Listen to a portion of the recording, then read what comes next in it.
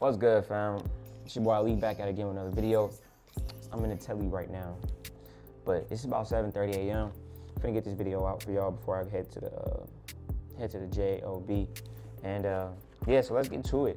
I'm breaking down chapter 3 of Fiat Ruins Everything, and the title of this chapter is Fiat Debases Morality. And for the most part, this chapter is talking about how the government manipulates its people. It's people that it's supposed to be governing, and it's operating as a bully instead of a friend. It operates as a friend in some ways, but also as a bully, right? So he starts off by talking about this concept of fiat morality, and he says fiat morality is a set of values imposed top down by the elites. Some examples that he gives is, he says, in 2023, people displayed Ukrainian flags, wear masks, and use preferred pronouns. And he's saying that all of these behaviors are seen as things that are moral to do, and people in 2018 would have looked at everybody that's doing those things and been confused, been puzzled. Why? Because that propaganda hadn't been pushed on them yet, right? The Ukrainian thing hadn't been pushed on them yet, which I don't even know why we're even in that whole war, but I just have to do research, but I don't really care. But it says wearing masks thing, COVID hadn't happened yet, so they wouldn't understand, right? And using the preferred pronouns thing, that hadn't really taken off either in 2018. So he's saying that those aren't naturally intuitive behaviors, right? Wearing a mask in public, displaying flags of countries that you've never even been to, you don't know anybody from those countries, you have no idea what's happening. You just see stuff on the news, see stuff on Instagram, using the preferred pronouns thing, because now it's being enforced through different mandates and through politics. It's being enforced that you have to call somebody these pronouns, or it'll affect your job, it'll affect your money, it'll affect your livelihood, right? And all of these behaviors aren't naturally intuitive. You've never done any of those three things just naturally, right?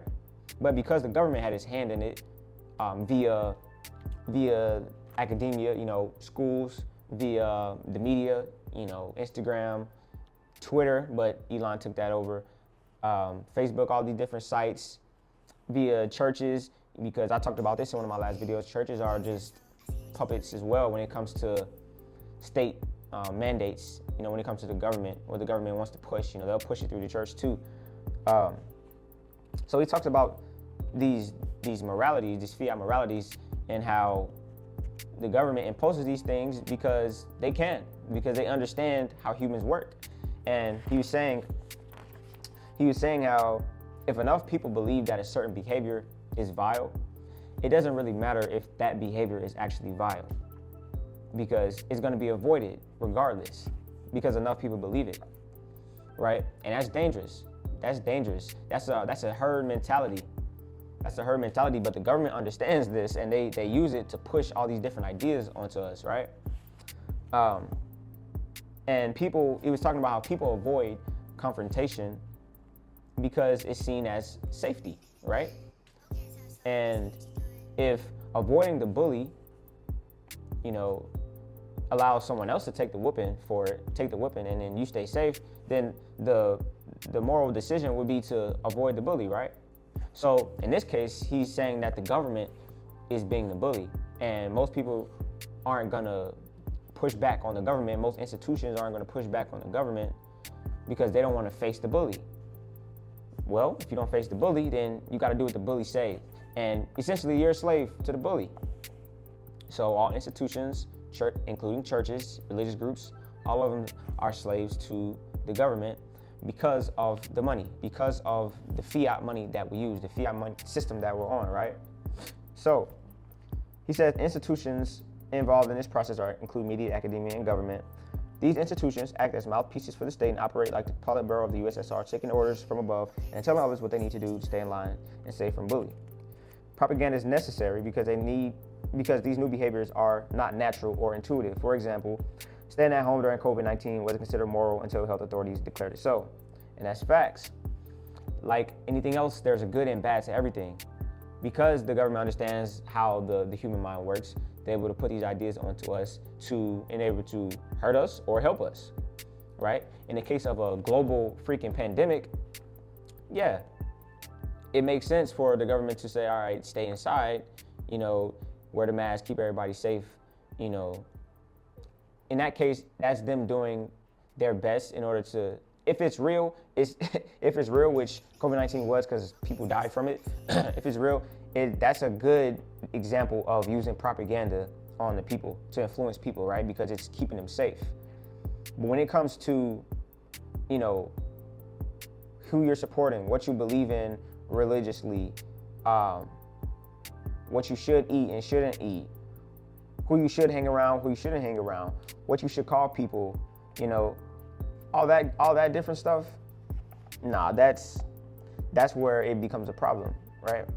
And that's where humans can be just used as puppets in order to benefit the government or the elites or the people that are in rent-seeking positions even more. And rent-seeking is just when people have jobs, higher up jobs that are in like government, where they're not really doing much, not providing much value. They're just sitting in office or most of the time, and they're just telling other people what to do, right? And he talks about how virtue signaling is a side effect of propaganda. And going back to the bully thing, he says most people comply because they don't want to be the target of the bullying, right? We call this virtue signaling, or more colloquially, the deputized bullies Karens, and it's a major indicator of the effectiveness of the propaganda. So he's saying that, most people just avoid the bully in school in order to just stay safe, right? And go on about their day. But some people are going to pander to the bully and try to get on the bully's team and become a bully themselves. And that's what he's calling these Karens. And that creates a very polarized environment, because on one hand, you got people that just want to be left alone. And then that's the everyday citizen, right? And then you got people that are in these rent-seeking positions that's trying to tell everybody what to do, follow what the state says, do what the government says, because they want to keep their job, right? Because they're getting paid well, not providing value, not doing nothing. And they benefiting from the propaganda, right? Because they're closer to the money printer. So he says virtue signalers seek the favor of the elites in an attempt to gain interest into the bullying ranks. Membership in the elite requires not just compliance, but getting others to comply. So he talks about why elites push fiat morals, right? He said the elites of society seek to circumvent natural law, to engage in behavior that would otherwise be considered abominable. So one of the examples was stealing, right? Elites want to stay in power. Power need money.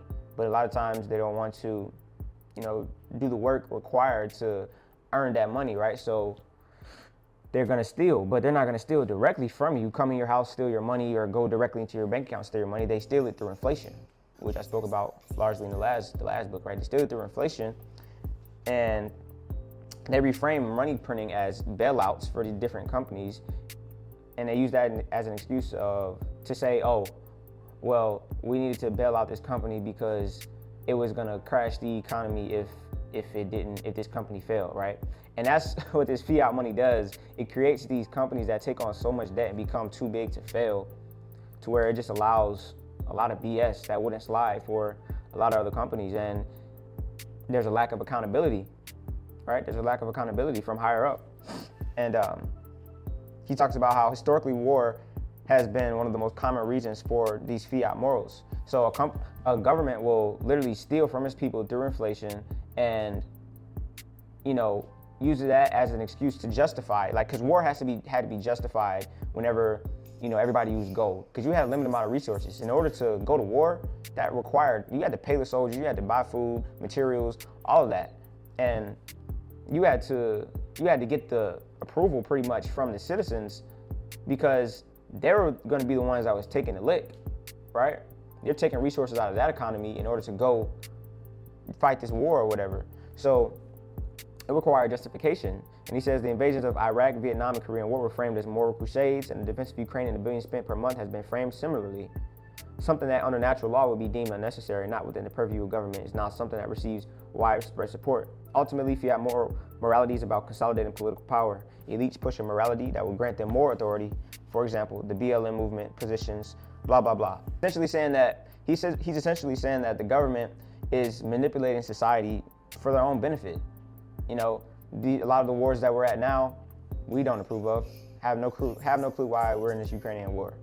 But it's for some benefit of the government. He says, after all, if money can be changed, why not moral standards, right?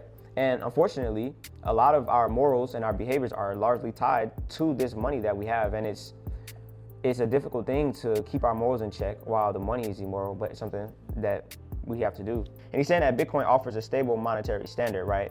The money won't be consistently changing. I think that a large part of the world, like most of the world, is going to be on this Bitcoin standard as far as the Bitcoin being the reserve currency. I think that, everybody will still have their native currency, US dollar, Canadian, whatever, but it'll be backed by Bitcoin, right? And instead of money constantly changing and coming to the economy, inflation and all that, it'll get rid of all of these problems, and these companies can't get, too big to fail, and propaganda won't be able to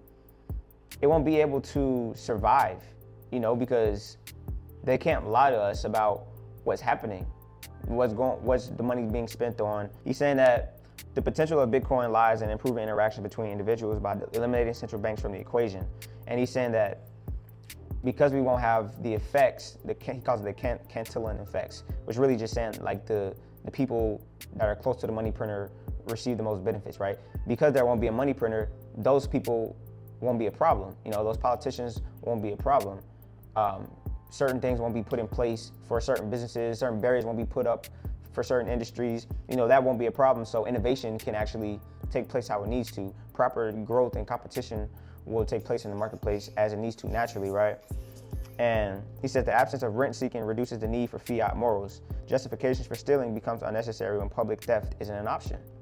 And yeah, so the whole point of that chapter really was to get you to question your morals and get you to just analyze yourself.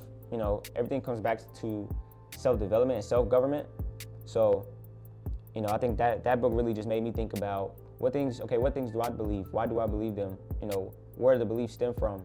And it's just made me more aware than I already was of the propaganda that goes on within the economy, With Bitcoin, bro, like BlackRock, the CEO of BlackRock, Larry Fink, a couple years ago, he was denouncing Bitcoin, and most banks, most institutions were just denouncing Bitcoin and crypto as a whole. And bro, now they got a whole ETF on it. That's why XRP is taking off. BlackRock now has a whole Bitcoin, Ethereum, and now they have XRP ETF. So it's like they were telling you to look this way while they were stealing out your back pocket. So just watch out for the propaganda. Watch out what you're looking at on social media. Question everything, and yeah, just continue to seek the truth. So that's all I really got for this video. Hope y'all have a great day, and I'll be back with another video update on the market, most likely Wednesday or Thursday. We'll see. Whatever I feel like is I got some value for y'all, come back, and then yeah, continue to make yourself better physically, mentally, spiritually, and financially. And yeah, peace.